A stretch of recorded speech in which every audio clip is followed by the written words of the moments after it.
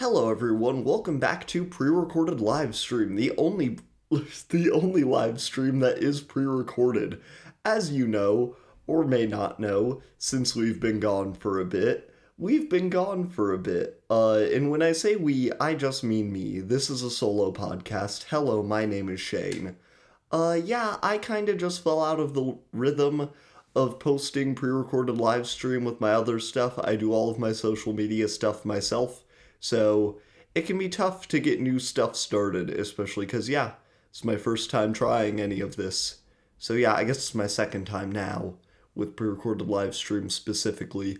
But anyways, yeah, just gonna try and do every week, just talk about stuff that, I would like to talk about on the main channel, but maybe, don't have, as specific of an idea that I want to make a full video on it. But anyways, we're going to talk about some Halloween stuff, and then the main thing we're going to be talking about today is One Piece live action. So we're going to get right into that. Thank you for joining us as always. Please like, subscribe, ring the bell, and head over to the main channel, Casual Classroom. So, okay, first thing we're going to be talking about today is Halloween stuff. Halloween is my favorite holiday, probably. I love it. I love the Halloween time. My girlfriend does as well, so this is a very fun time of year. I'm gonna talk about kind of some of the things that we've been checking out. Gonna kind of go, less Halloween-y and, more fall to more explicitly Halloween, scary, spooky.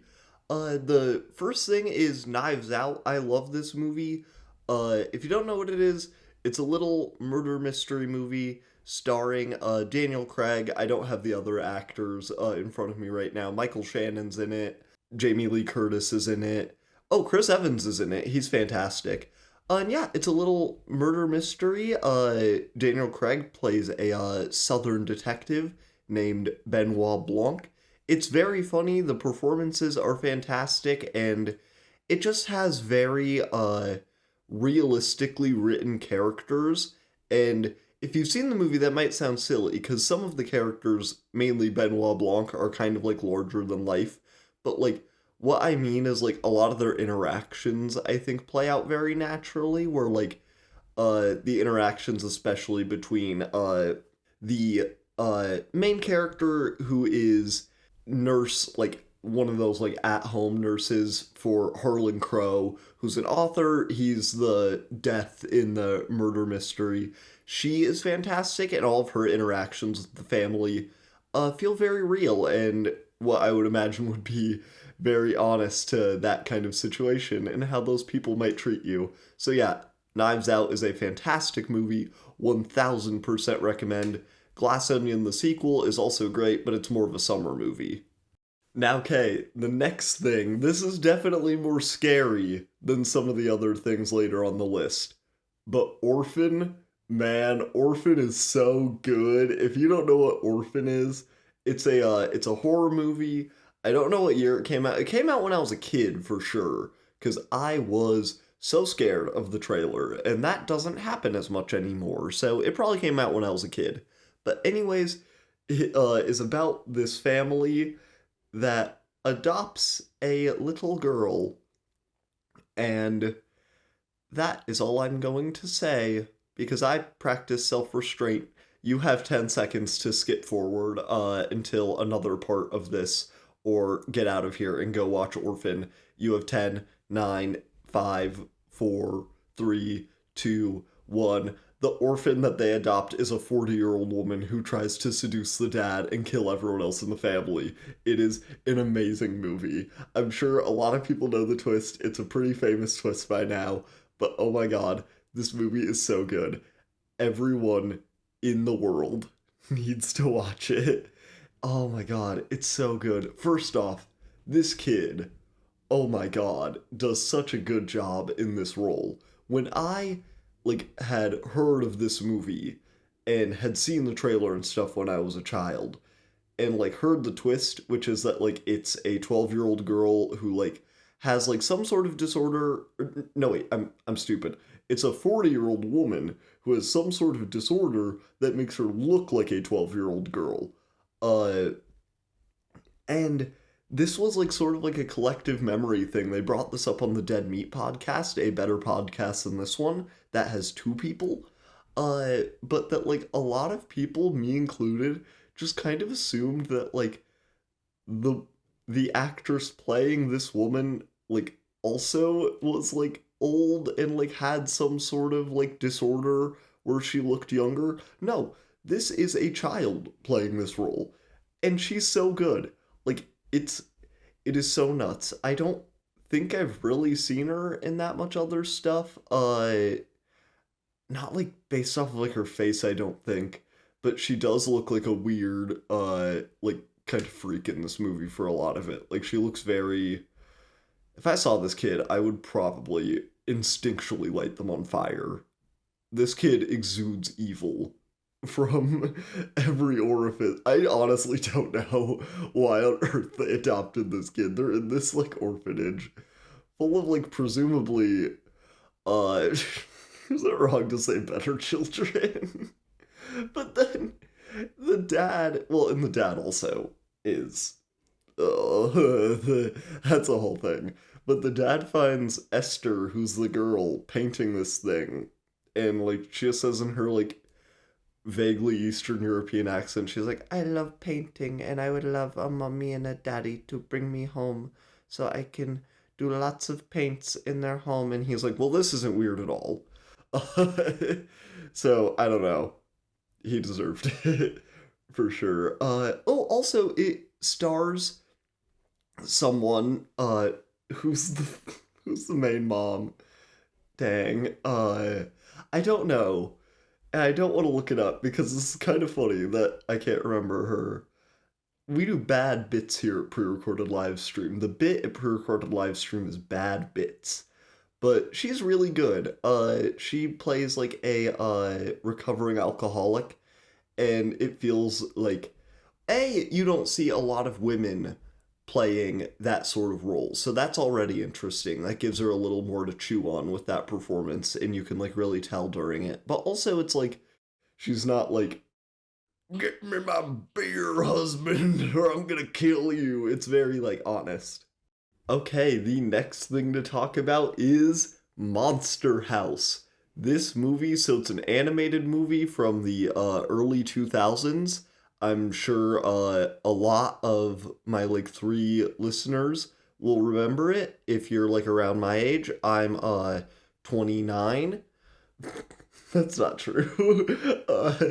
But this movie scared the hell out of me when I was a kid. I remember I watched it at a I had a friend named Macy, and we were over at like her neighbor's house, and uh, like they like had like kids our age. We were just like hanging out with like their adult neighbors, but and the kid we were hanging out with like played Monster House, and I had to like run to the other room. It scared me so badly, and I was so embarrassed. But anyways, so this movie is great. It is about a house that is across the street from our main character, this kid, and it is a monster house. Like it's a literal haunted house. Like the house is alive. And it's just such a good concept because like pretty much like any kid who liked like spooky stuff, like me included, was convinced that at least one house in their neighborhood was haunted. And you know what? I'm still pretty sure that mine was. Not like my house that like I was in. I think I've lived places that have been haunted before, but not my childhood home. I mean the house across the street from us. Now, there was no giant woman buried in the foundations. Well, I guess I don't know that. There could have been. There definitely could have been.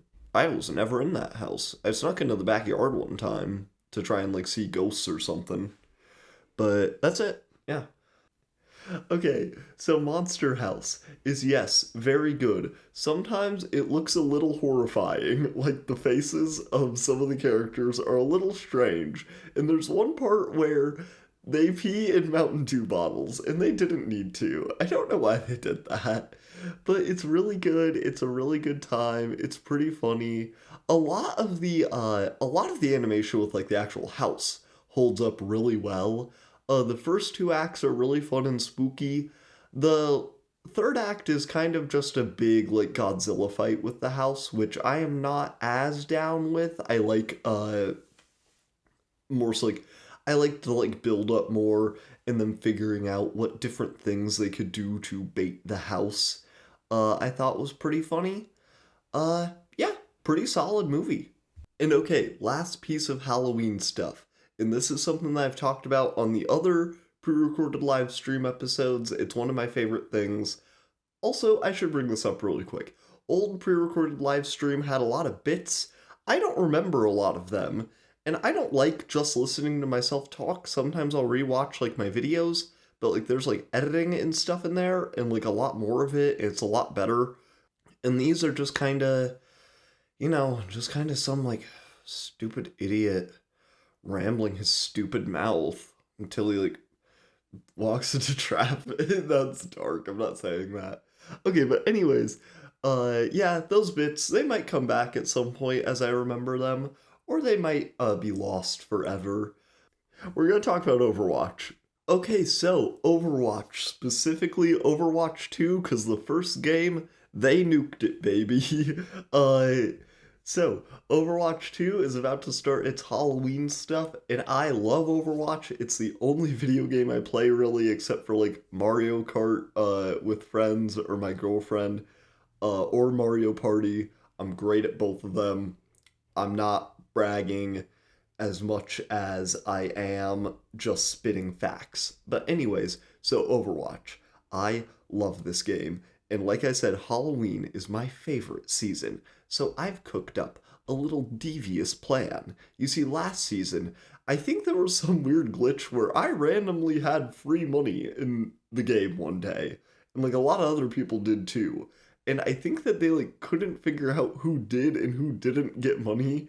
So now they're giving everyone more money. So I'm making out like a bandit. So I'm buying a skin for Reaper. He's a little ghost man who's got shotguns. I'm buying a skin for Moira. She's an Irish scientist who is sad and evil.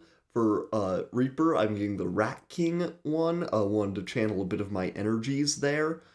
And for Moira, I am going to get her Banshee skin to channel my loudness. I'm also Irish. I don't know if anyone knows that, but I'm actually really unique.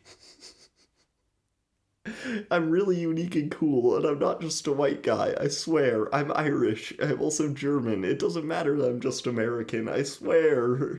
Okay, and we are at the main topic for this video, One Piece live action. And really quick, make sure that you go over to the main channel, Casual Classroom, and check out my videos there. They're better than this. So if you like this, you'll probably like those, unless you like bad things that suck. In which case, Batman v Superman is also my favorite movie. So, One Piece live action, the number one thing that I wanted to talk about right away is that the world building and like design just right off the bat were fantastic. I loved so many of the touches. Everything looked like wonderful. I loved all the like, there are like wanted posters around, and like you can see like a Foxy one. There's one for Bellamy. I actually just finished the Long Ring Long Land arc in the anime the other day, so gonna make a review on that at some point. I thought it was better than you might expect. But anyways, yeah, one other detail that I noticed, like specifically with like the design, was that like all of these ships had these like hanging tables in them. Like the marine ones were more like rigid kind of looking, but like the straw hats had one on the Mary, or like several that like were like held up by like thick like ship rope like looking. It just like it was a really cool like design consistency, and then like other like touches to like the world, like at one point in Makino, I think her name is, the lady who runs the bar in the like Romance Dawn flashbacks. They're playing the Brook song. I forget the name because I'm not there yet, but I know it's like Bink Sake or something, or Sake. Maybe, I guess it could be either. I've only read it, I think. It's either something about a sake or a sake. But yeah, they're playing that at one point, and those are just really nice details, because like, I love One Piece, and I do think that Oda had a lot of it planned out. a lot earlier than it was on the page. However, he didn't plan out every single detail that people like to pretend, and that's alright. So it's nice that with this, you can go back and, like, seed some things earlier on. Oh, like, I loved the earlier inclusion of Baroque works. That was actually that and the fight scene between Zoro and Mr. Seven, even though I kind of prefer when Zoro just shows up in the prison yard and that's the first time we meet him. That was one of my favorite parts of the series, just because, like, it was something new. I just really liked that. So, I want to go through each of the Straw Hats, and obviously, we have to start with Monkey D. Luffy, played by Iñaki Godoy, and oh my god, so good. Iñaki D. Godoy, frankly. I love this guy. He is awesome. He was a perfect Luffy, handpicked by Oda, so that is not surprising. I thought that they made a really smart decision making Luffy's very, like, Luffy is a lot, and I like that they pared that down into more, like, self-assuredness that wasn't just, like, loud. Like, a lot of times in the anime, in the manga, Luffy screams, "I'm gonna be king of the pirates," which I love, and it's great. But in this, a lot of the time, he, like, says it with a certain amount of, like, assuredness about himself. Like, he goes, like, "I'm gonna be king of the pirates." Like, kind of like that, and, like, a fun, like, "I'm just gonna be that way." And I thought that that was, like, a really good translation, because, yeah, if you had him screaming that every 5 minutes, I don't think people would have liked that very much. I don't think that this would have been very popular at all. I also thought that Luffy's devil fruit looked really good. I thought that it, like, I thought it looked, like, good enough. Like, I could tell that it was, like, CGI, but, like, that's okay. I know that it is. Like, I don't know, I didn't need it to look photoreal. It just looked good in the fight scenes. That's really all I care about. He had a lot of, like, infectious joy also, and just, he really seemed to, like, get this character and, like, care about him a lot and have a lot of passion for it, which is, like, my number one thing is just, like, respect for the source material and, like, just, like, wanting to, like, do a good job and, like, not, like, look down on, like, the thing that you're adapting. I also really like I also really liked Zoro, played by, one moment, McKenyu. Is that, well, I'm only seeing that this guy's name is McKenyu. Does he have, is it just like a print situation going on here? Well, okay, anyways, he was really good. He was a bit more, like, stoic than Zoro is in the East Blue section specifically, but I thought that that worked well with him. He was very, like, soft-spoken and very self-assured. He also just looked really good in all of his fight scenes. Also, all of the outfits that everyone was rocking looked fantastic. They really did a good job at capturing the, like, free-form nature of the Straw Hats outfits, where they got to change even more often than in the anime and the manga. Nami, played by Emily Rudd, was also really good. I only had, like, a couple problems at most with each of them, and Nami was, I think, the first one I had a problem with. I like how in the anime and in the manga, Nami is, like, not that good at fighting. She just, like, is able to win a lot of the time because, like, she's genuinely smart and also a, like, mean, nasty person, and I love that about Nami. But in this, she was just, like, kind of good at fighting, like, in the same way that, like, Zoro and, like, Sanji were, and I don't know, it just, like, it's just a, like, point of difference that I like about Nami that I wish would have been included here. But I thought that, oh my gosh, well, her dramatic performances during the Arlong Park stuff were fantastic. She pulled that off amazingly, and the real takeaway with this is it did its job. It got, like, more people into the anime and hopefully, like, also into the manga, and people, like, love it and are excited to see more and are willing to now, like, check out the anime and, like, anime in general, because a lot of people do not want to watch this nerd crap. But it was really good. I loved the whole series. I just thought I'd talk about that now since I just brought up Arlong Park, and that was, like, the peak of it for me, because that was when I cried, and this made me cry, so it did its little One Piece job, because, like, It'll never be as good as One Piece, which is like my favorite thing like ever, maybe. So like it was just good. I liked it a lot. Okay, next up is Usopp. I'm going through the order that they join, and oh my god, I love Usopp. He is my favorite Straw Hat. I thought that Jacob Gibson did a really good job with like I thought that Jacob Gibson did a fantastic job with everything they gave him, but I think that they kind of got cold feet making Usopp more of a coward because everyone on the Straw Hat crew is like really hot now.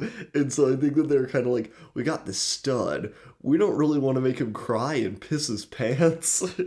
So I kind of hope that they maybe even bump that up a little bit in the next season. Maybe like meeting Dory and Broggy can horrify him into a new sense of cowardice. But no, I really liked him. I also really liked like I thought that he did a really good job in a lot of the emotional scenes with the actress playing Kaya. I really bought that like they could like fall for each other, and he was really charismatic, which was a very important thing. That is a very important thing for a character who lies all the time and like isn't very good at things. If they're not likable, that's not going to be a very good character. And okay, the last Straw Hat I have to talk about is Sanji, also one of my favorites. I haven't gotten to Fishman Island yet, or Thriller Bark. Don't tell me about them. Anyways, he is played by Taz Skylar. First off, they made his like crazy cooking not look stupid, which was pretty awesome. The Baratier was so great. I loved it. Him and Zeph's dynamic was fantastic.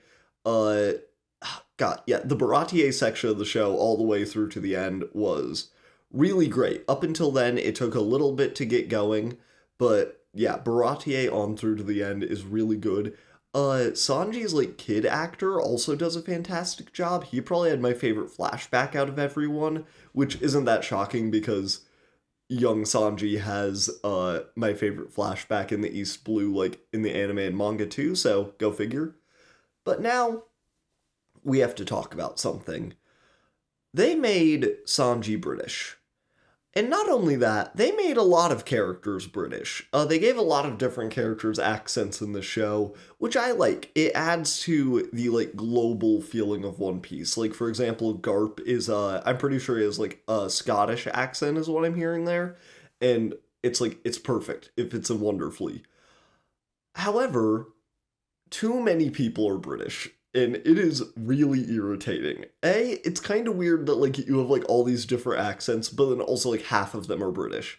But also like with certain characters, it just takes me out of it because like sure, Sanji can be British, whatever. I guess a British person of that age and occupation could be like attractive and normal, but like Makino, the lady who runs the bar in Windmill Village, she's British now. And if she was like a British woman running a bar, she would look like an ogre. And we all know that I'm correct. I already touched on the arcs a bit, but let me just like go back through them. Romance Dawn, they switched up probably the most amount of stuff, so like it's kind of hard for me to say like how it was like as like an adaptation of it, but I thought it was a good intro to everything. They set up all the characters in a pretty quick way. I remember like halfway through episode 1, I was like, wow, we're really like we are like set. Like we're getting ready to go here.